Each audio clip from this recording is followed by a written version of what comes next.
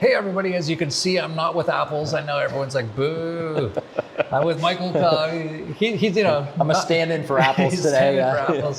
This isn't going to be our regular video, as you can tell. I would just say right off the top, I want to save your time. If you're not interested in hearing about what life is like in Nicaragua or Latin America in general, what's going on here, what some real estate options are, what some residency and even passport options are, or even investment options in Nicaragua, turn this off right now. Just don't waste your time. If they're not interested, I'll just turn it off. Go watch another video. I'll have another video out coming soon without apples again, because she's not with me on this trip. But I will be doing a walk and talk in this area. That'll be our next video coming out. But in the meantime, I wanted to talk to Michael Cobb, who happened to just be here when we were here. You're leaving tomorrow. I wanted to make sure we sat down with you. I've known Michael for about 15 years now. We've met at so many conferences over the years, and he actually started this development with his company ECI Developments in about 2004. So over 20 years ago, this very development, we're on it right now, by the way, staying in a beautiful house, and thank you so much for this house. I got treated so bad by Prospera that in Honduras that I actually had to stay in a crappy hotel. My wife's still kind of mad at me. She's like, why are we in this hotel? I'm like, it's all booked, and Peter Thiel made it so we can't book anywhere in Honduras. Then I come here and you're like, hey, we've got you a 4-bedroom, beautiful house. You can't see behind. He filled up the fridge with amazing stuff, amazing food. We've got like room service coming here. Like, it's night and day compared to how I got treated by Prospera. But I'll tell you something. I think that was great that it happened. Okay. Because it really showed me, in general, like, I don't know exactly why they banned me. Peter Thiel might have banned me. I don't know if it was Peter Thiel. I know it's his company. But, if they're banning me, maybe I don't want to be involved with those sort of people, right? Like, it might have saved me and maybe a lot of people a lot of problems if, right off the bat, it was very clear that they don't want to be working with people like myself, and that's fine. But yeah, so I was super happy we came here, and we just got in yesterday, and it's so beautiful here. And as I mentioned, I met you about 15 years ago. You've been doing this development for about 20 years, and it's actually been growing dramatically since then. I was actually here in 2018, and it was about 1/3 the size of what it is now, or even less. And so we've been out doing the whole tour and everything. So just wanted to let people know about it. Just, as a quick first comment, they have some homes here that are just incredible, right on the beach. And this is like a world famous surfing beach. You just were sponsored the Latin America surf contest. Just which way? That way down? Up the beach this way, about a mile. About a mile. About a mile up the beach. Yeah. So you can get a house. Just so you know, there's lots of options here. You can get like numerous hectares right on the beach and build $1 million, $10 million house, whatever you want to do. But also, you can also get a small, like 1-bedroom house on the beach or right near the beach, within about 100 meters or so, for about less than 150,000. I think quite a bit less than that, like 130,000 or something like that. And you can get financing, and you can pay in crypto if you want, and you can pay in gold if you want. So just right off the top, if that's something you're looking for, we're going to be talking about stuff like this. And just so you know as well, there's about over 40 of our sort of viewers, readers, listeners of the Dollar Vigilante have already bought here and are living here, right? Yeah, not all are living here. They've all bought here, but yeah, I'd say there's maybe 20 or so folks that are actually living here. About half of the folks who live here. So and the rest are in the process of having their house built, right? House built. We have another guy that's just closing today. You met him, Dick, right? So it's all happening right now, and really building a wonderful community of freedom-minded folks. And we're going to be having a dinner tomorrow night, I think, where I'll be meeting a lot of them. I'm looking forward to that. I've met with a few people, and they're all just like, this is amazing. We're so happy. I'm sure, you always have some problems when you of course, move to a new place, build a new house. Someone's always going to be like, I don't like this, I don't like that. I haven't heard that personally yet. I'm sure I probably will as I talk to everybody. But in general, most people are incredibly happy with it. So let's talk about, I guess, first of all, just Nicaragua.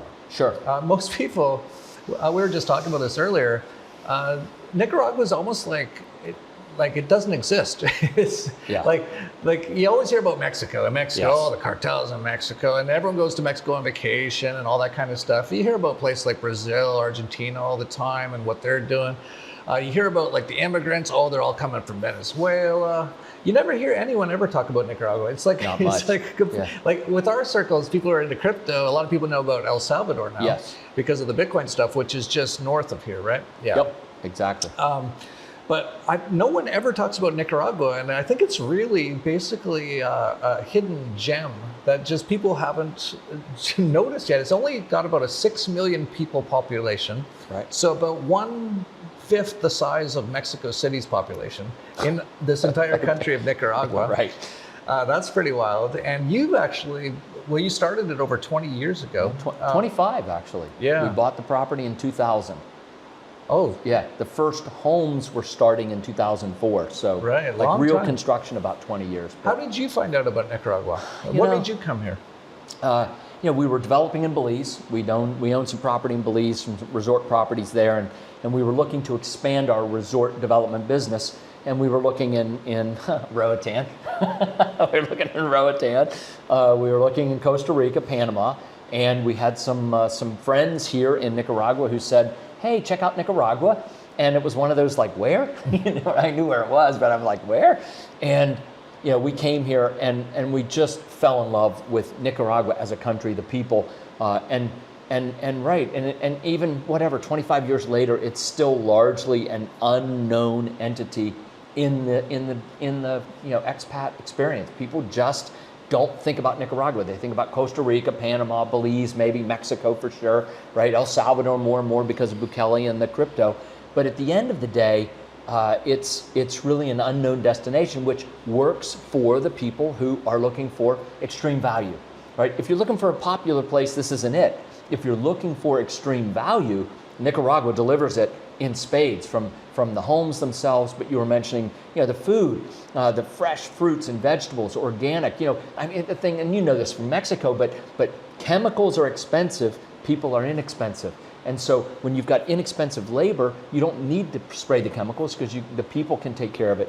Hormone-free eggs, meats, cheeses, free range, and so and fish right out of the ocean. It's right here. And so all of a sudden you have this incredible quality of life that costs far, far less. And that's sort of a paradox, right? Because you think, oh, a higher quality of life has to cost more. But in Nicaragua, a higher quality of life costs less. Yeah, it's really incredible looking at the numbers. Like 100, what is it for one of those? You basically call it like a tiny home, right? A tiny home, yep. That's 1 bedroom, very close to the beach, like basically on the beach. 100 yards from the beach. 100 yards from Yep, the beach. Yep. 139. 139. So less than $140,000. In London, I think you couldn't get a parking space for that. Probably not. No, I think it's much more than is that. It? Yeah. It's just amazing to look at the prices in New York City. 150,000. I don't think you could get a condo in New York City for 150. Oh no. You might Like get a even closet. closet. Yeah, like even that I don't think would be available. Maybe not. It's just and then you're in New York City, like Right. oh god, like just Right. And then if you- pollution and crime and then taxes. if you want an organic anything, it's quadruple the price, Yeah. right? Right. Yeah, it's just incredible. I've always kind of noticed that about life, how sometimes some of the best places, like no one knows about, and Right. they're like super cheap, and some of the worst places everyone knows. It's funny that way. Like It is. As a person who grew up in Canada and in the prairies in Canada, I'd be like, I go travel and I'd go to like some beaches in Mexico, and there'd be like no one there, like not even a house or anything, and I'm like, why are people living in these cities when they could just live right here? Yes. It's bizarre. I guess they, jobs, and they got to be close to, and they got to be in their car for 3 hours every day to go to their job. But Jeff, the really cool thing now is many people have the ability to work remote. In fact, a lot of folks who live here full time work remote.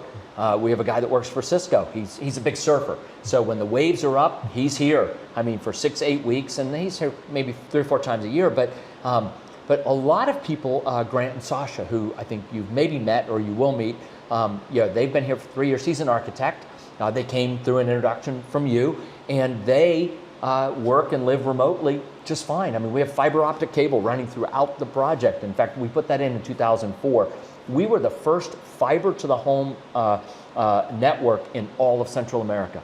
The second in Latin America, which is incredible. 2004, fiber to the home. Because we understood that high bandwidth, high-speed internet and big bandwidth was going to be important in the future. And we hadn't really, I mean, now we know that, you know, the sort of the freedom people have to work remotely, which wasn't back then. And it's just opened the doors for so many more people to be able to live and work remotely and in these wonderful places. You don't have to live in a city, right? You can live on that beach all by yourself or in a community like this and still have the employment that you had in Canada or the States. Yeah. Yeah, that you know, I can work from basically anywhere. Actually, when I was aren't we working right now? Yeah, I'm working right now. Right. Yeah. I have a pretty good job. Yes, you do. I mostly walk with my dogs. Yeah.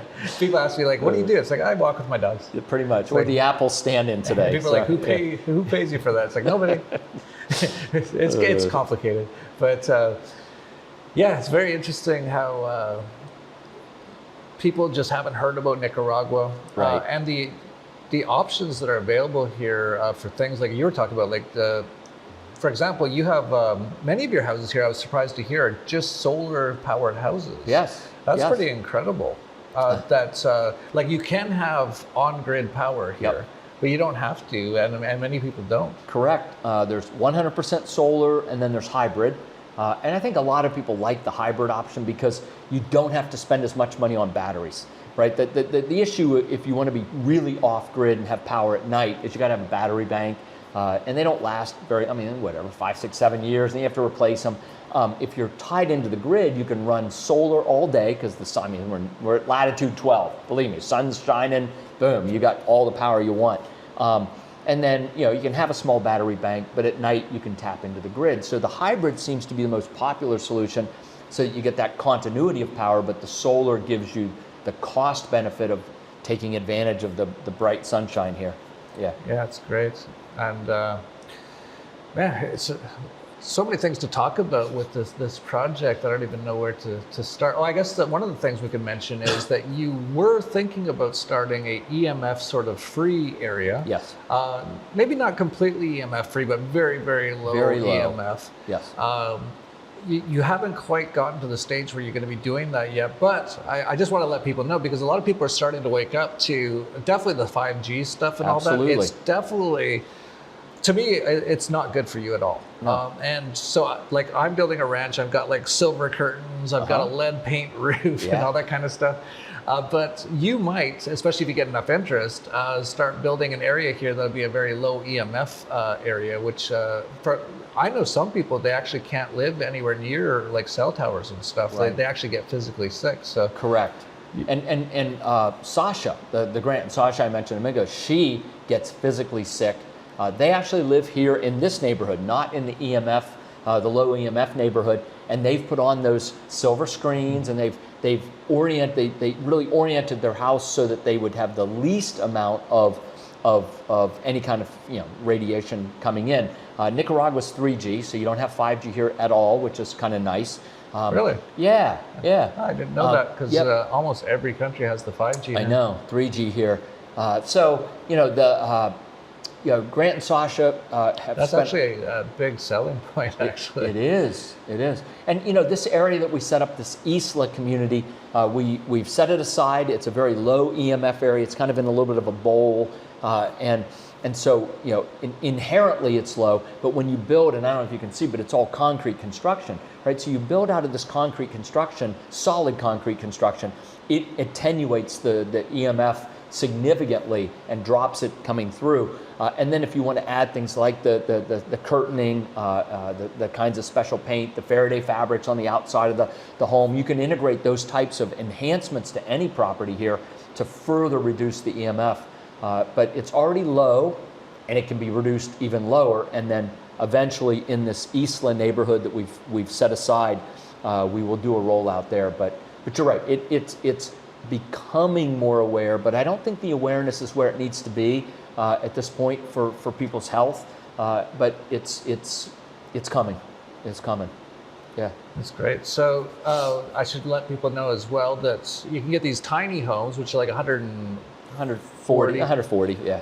You can also get financing here Yes. as well. That's actually massive. For people who don't know Latin America, you can rarely ever get financing. It's basically almost impossible to do, but basically you guys are either self-financing or Yep. you also work with the bank in Belize In as well, Belize, right? So up to 80% financing. So only 20% down on a $140,000 house. So that's, got to do the math real quick. Come on, Jeff. 28,000. I'm getting better. Getting better at the math. 28,000 down, and Yep. you could be basically starting to build your house here in Nicaragua. And Right. you were telling me earlier, it'd probably take about from now to about a year from now to build it if you started today, right? 12 months, right? So you order one today, you can move into it in 12 months.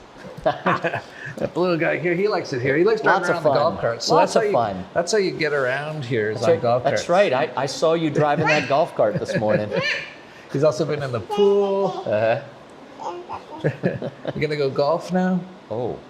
That's Okay. another thing. You have a golf course here, 9-hole golf course. Yep. Right. Tennis courts, little soccer field, right? Do you have a gym, by the way? We do. We have a gym. Where is it? Because I want back, to go to it. back at the office. Okay. Yeah. And you got sort of like a hotel here as well, right? That's kind of condos. It is condos and homes. The home we're in right now, you can rent as well as part of the rental program. So people rent homes, they rent condos, and yeah, it's operated like a resort property with condos and homes. Right. Yeah, and So- surfing. If you want to take some if you surf like lessons. surfing, this is like world-class surfing place, right? We do. We have one break that's called the Meat Grinder, which is truly world class. It's one of the 10 best in Central America, but it's dangerous. I mean, you better be a really, really good surfer. And then we've got Azuchillo, which is the beach break, which is very gentle and easy. All right, he's off to take his surf lesson. Yeah, I don't think That's I'll be good. trying the meat grinder anytime soon, no, but I might no. try some of the smaller ones. That's great. So, where should people contact you for all these sort of things? Maybe what we can do is have like a web page that. A landing page would be landing great, page. Jeff. Maybe we'll Yeah. put it at dollarvigilante.com/Nicaragua. You can just put in we'll have some information there. You can put in your email, and then someone will contact them from your Absolutely. organization. We've got property consultants, we've got residency consultants. yes. By the way, in the residency piece, we didn't talk on that. Let me just touch it briefly. You know, and this is what I've presented on every year now for, goodness, 9 years at Anarchapulco. I don't know, something like that. However many years it's been. I think I missed 1 year out of all of them. You know, what I talk about is if you don't have a second residency outside your home country, you are a prisoner of your country. Like anybody can leave. That's easy. Just leave. Get on an airplane, fly, right? Through U.S. Canadian. But you can't stay unless you have a residency in that country, right? After some period of time, your tourist visa expires, 30 days, 60 days. You got to leave, right? And so true liberty, true freedom means you have an option. You're a U.S. citizen, you're a Canadian citizen, whatever it happens to be, but you have a green card, effectively a residency somewhere else that says, if I want to live in another country for the rest of my life, I'm allowed to do that. That's liberty. That is true freedom and true liberty. And the nice thing about Nicaragua is that it has a phenomenal residency program. And a lot of the folks who have come down have not only decided to own a home, but they've also decided to become residents of Nicaragua to really ensure their liberty kind of forever. I mean, that's and it's through a teak investment. The residency happens through a teak investment, and it's about $32,000. You get an acre of teak, and you get your permanent residency in Nicaragua for $32,000. And you know what? And teak's a whole different investment. It's a great thing, but the key point there is you get permanent residency. You get real liberty and freedom protection. Can't you also get it with if you buy a house here or a lot? No, it's crazy. No, it's really? crazy. Yeah, they don't like buying a home doesn't qualify you right now. They're retooling the law and the regulations of the law. They're retooling the regs right now, and we've lobbied to have them say, well, look, if somebody has a house, like get their residency. So maybe it'll happen, maybe it won't. But right now, the teak is a investor business, right? You become the owner of a teak plantation. You become the manager of that business, which then qualifies you for the investor residency, the business investment residency. It's a little bit convoluted, but it works, and we've helped a lot of folks get that over the years. I have a Nicaraguan residency. I'm a resident here, so yeah. How long would it take you to apply for it? Like normally, Applications, maybe 90, 120 days just to get all your stuff together. You got to have photos and police background checks and all kinds of stuff. Once you get that submitted, to actually get your residency is about a 3-year time frame. Really? Yeah, it takes, I mean, it's Nicaragua. One thing I've noticed, everything's slow here. Definitely. Yeah. They stopped me with my Tesla machine coming in. That's right. And looked at it for like 2.5 hours. Like, and what's it's just this? they're writing down like every little thing I had in my bag. And they're so slow. But that's also a nice part, right? Of things. Like for me personally, I don't really have too much problem, except for in those rare times where you end up in the customs with someone or something like that. But in general, I like the slower pace of life. I do too, and you know, it's non-intrusive. The one thing I like about being a foreign expat in Nicaragua is it's not intrusive. Look, the analogy I use is, you know, if I came to your house, Jeff, and you invited me over there, and you and Kenna got in a fight, I would go back to my bedroom, turn up the TV, and it's not my house, not my fight, right? And as long as we understand that we're a guest in somebody else's home, Nicaragua, right? I'm a guest in Nicaragua, then, like, you know, it's non-intrusive, and that slowness, that gentleness. It's not just slowness; it's also gentleness. Really is palatable and meaningful, and I, like you, appreciate that. So yeah. Yeah, I shouldn't just say they're just slow. It's almost like a different pace of just doing things, and just more actually human and connected and relaxed. Relaxed. Yeah, relaxed. Which is really nice, actually. I really like it. From government officials, yeah, it's nice to see them relaxed. I mean, what a Unless they change. got to fill out that paperwork, then it takes 2.5 hours. So, but anyway, that only happens sometimes. But yeah, so speaking about the teak, that is a pretty interesting investment sort of a thing. For people who don't know about it. And you actually are just about to harvest one of your teak plantations, and get this, the Darien Gap in Panama. In Panama, yes. But you also have them here, like you're actually growing teak right here on the property. On Grand Pacific. That you could actually basically buy that acre of teak. And then what's the deal? It takes like 25 years to grow? 25 years. That's why it's so expensive, right? Exactly. And it takes a long time. And the qualities of teak are phenomenal. It's a hardwood. They use it in shipbuilding because it's resistant to rot, and you know, it does well in a marine environment. But right, it takes 25 years for the tree to mature to the point where you can actually harvest it. And I think that's a turn-off to a lot of people. I mean, we talk about that all the time, but I actually think it should be a turn-on, because it's a high hurdle for entry for somebody to compete against you, right? And so the people that, I mean, we planted our first plantation, yes, in the Darien Gap, 25 years ago now. And I mean, people thought I was crazy. 25 years, the Darien Gap, you know, what if the drug dealers come and steal it from you? Okay, well, maybe, but it didn't happen, and so here we are. We built a sawmill. We just finished our sawmill a couple months ago in January, and now we're practicing on our thinning. So, but next year when we do the harvest of that 100-acre, that first plantation, it's going to be exciting. We're going to turn it into lumber and flooring and some other first stage finished products. And just to give you a rough idea, a quarter acre, let me just use the quarter acre because that's one of our plantation parcels, about $8,000, $8,800. It turns into $105,000 in 25 years. So, say that again. So $9,000, just $9 grand turns into $100,000 in 25 years, which is about an 11% IRR, which is phenomenal. Did you take inflation into account for that? What we did was, since 1972, the price of teak has gone up 5.5% a year on average. So you have a 52-year track record of teak. You say, well, what was the average? It was about 5.5%.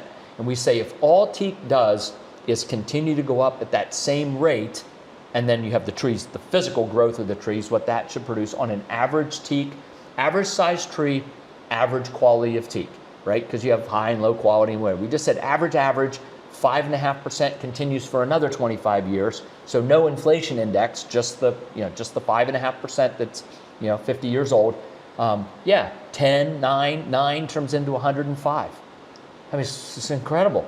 Well, the reason I asked about the inflation is because 9,000 today, 25 years from now, the U.S. dollar won't even exist. So there's actually no point in even talking about it. But what you're talking about is if the currency didn't change in value, Right. that you'd have from 9,000 to 125,000. Right. But if all of a sudden there's hyperinflation, then I think it's a commodity. It's a real thing. Right. It's something tangible, and so it will keep up with inflation or maybe do better than inflation. Right. We see commodities generally outpace inflation because it's real. It's tangible. So I don't know whether it'll be 105 or $1,000,005 or a trillion like in Zimbabwe. Huh? I got one of those. No, Yeah, do you carry one? Yeah, I always carry one. I always carry a trillion.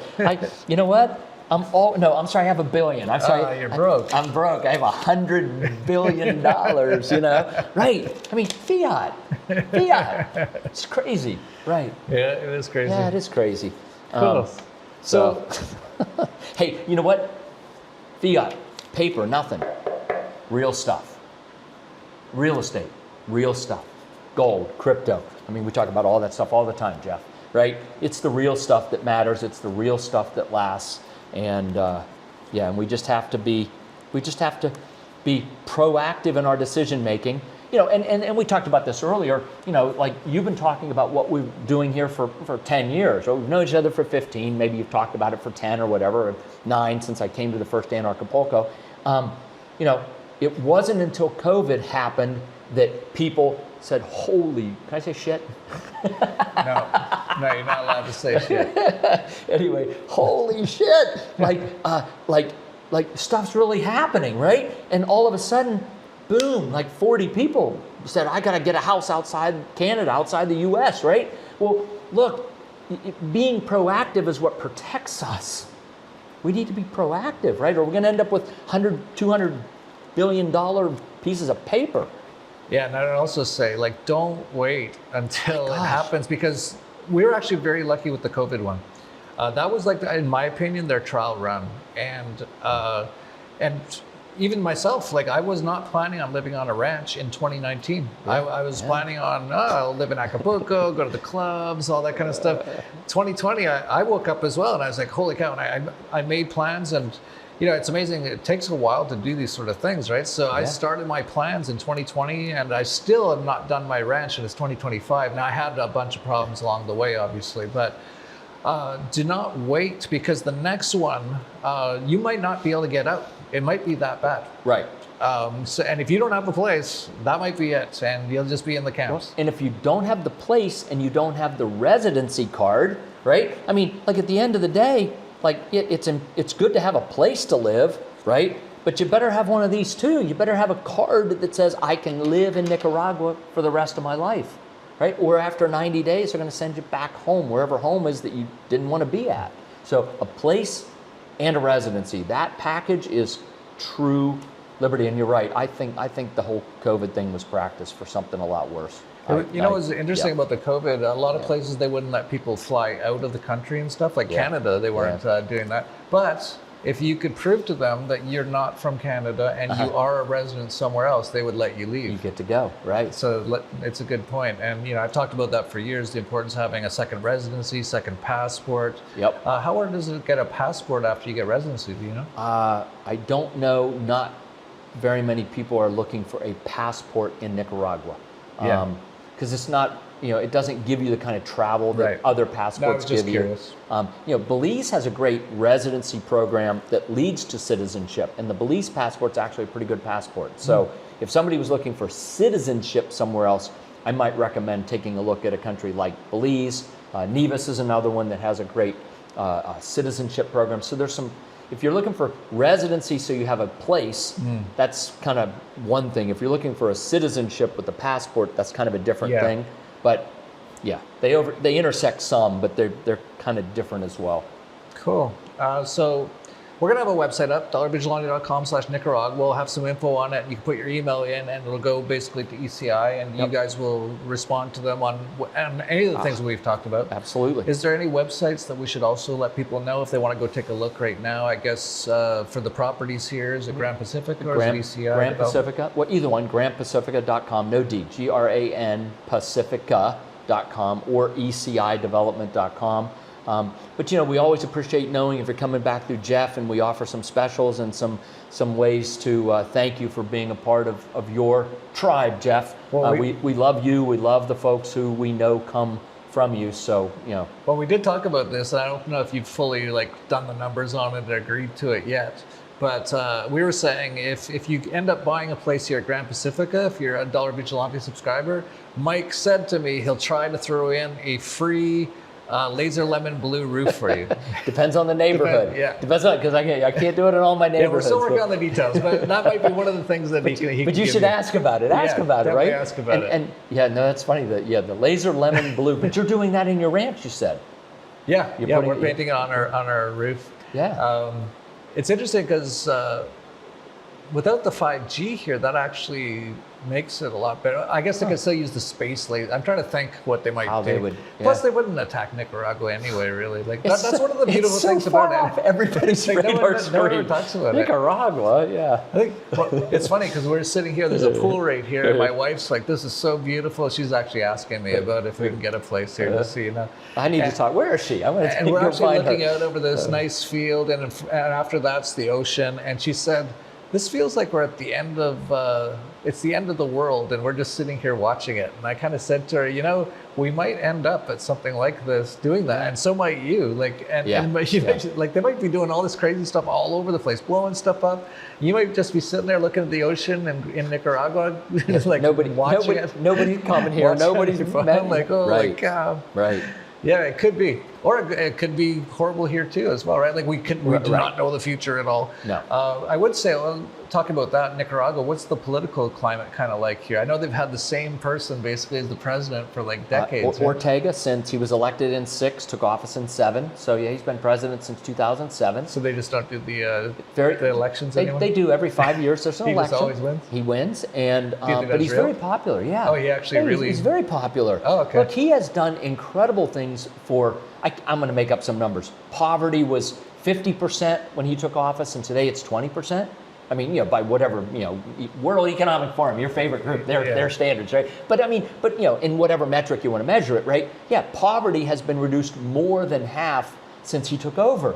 And the infrastructure, I mean, they're building roads and they're building bridges, and those things matter because look, at the end of the day, if you're a coffee farmer, for example, and you're at the end of some horrible dirt road and you're trying to get your coffee to market and you can't get there because the road's muddy and you just can't get there, that whole year of work is gone. I mean, you've lost it. I mean, it's rots, right?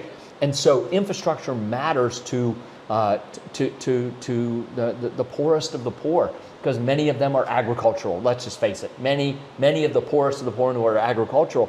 And so, on a good year, they have a great harvest. They can get the stuff, to market. They get a little bit of cash, but they're living in largely a cashless economy, which is incredible. I'm going to circle back to that for a second too, which is so cool. But the infrastructure that the administration has put in and the reduction of poverty has been substantial. And so, yes, I mean, he keeps running and he keeps getting elected. And as a foreign investor, I like that. And as an expat, as someone, I lived here for 14 years, I like the stability that provides. I like the fact that we're not changing, it's not up and down, and we're swinging from left to right. Nope, it's pretty flat, pretty level, pretty consistent over long periods of time, and I like that.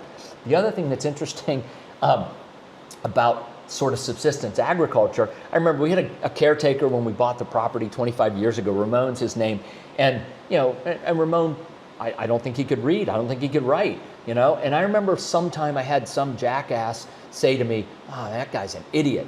And I said, this is exactly what I said to the jackass riding with me in the car. Probably wanted to buy a piece of property, and I'm like, no way. Anyway, I think I said, you know what? If there was an EMP right now, you'd be dead in 2 weeks. Ramon, he'd be living 2 years from now, 20 years from now. Like, who's smarter then, right? And the fact that you've got this entire country of people, maybe 50% of whom have at one point in their lifetimes, the old people especially, maybe not their kids or grandkids, but the Ramones of the world, he's probably in his 50s, 60s now, right? They know how to live with no electricity, no running water, no GMO seeds. I mean, they actually know how to live without anything and no cash, right?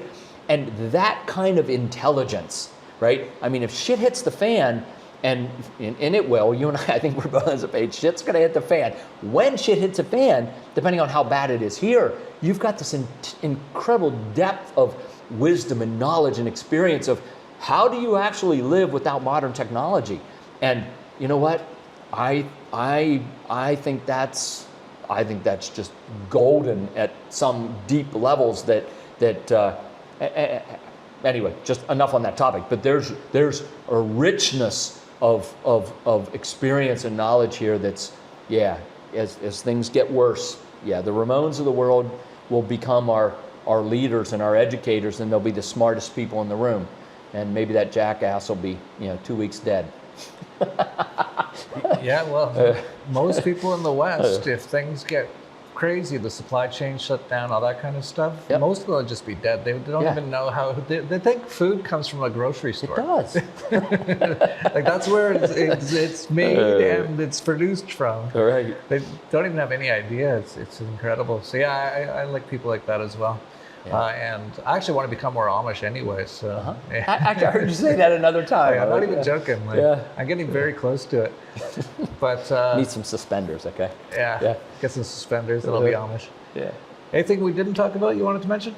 Should we wrap it up? Probably, but we can do it again someday, Jeff. Yeah, for sure. Yeah.